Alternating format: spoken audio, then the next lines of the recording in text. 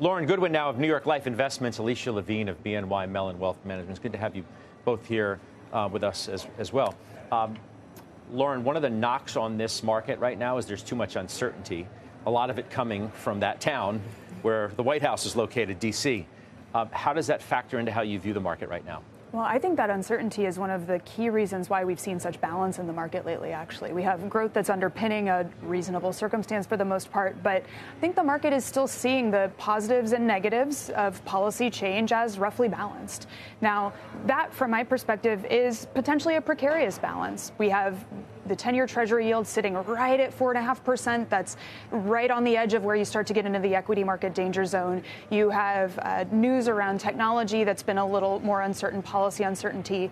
You add all these things together and you get what looks a little bit like market paralysis. And there's 2 points I'd make about that for investors. One is that policy paralysis doesn't mean investors have to be paralyzed. I think there's a lot of changes we could make here.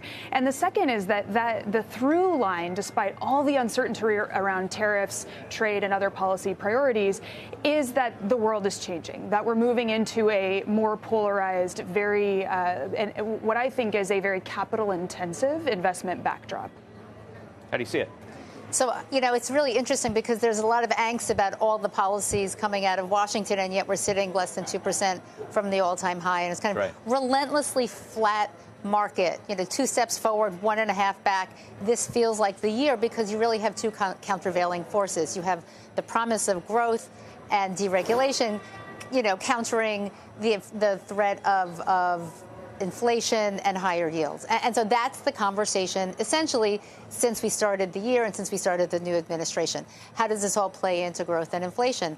So the market has not made up its mind yet. I'll say this, I think that it's really important for tech to hold leadership here because the earnings and the margins come from tech.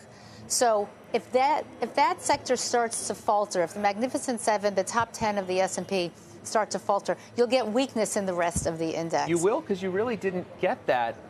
I mean, obviously, you're going to get if the biggest market cap stocks, have a problem. Obviously, the S&P may have a bit of an issue, but to start the year, tech wasn't one of the best performing areas at all. It did spread to the rest of the market. You had a nice broadening out. You had a nice broadening out. It just has to stay in line, right? You can't have a situation where all of a sudden you get too much capex and earnings revisions go lower because the margin growth, and we're looking at 13.7% forward margins for the S&P, the highest ever, which is part of the reason why the multiple is being supported here, even with yields at about 4.5%, because the margin's so strong. That's all coming from tech and communication services. So that has to maintain itself.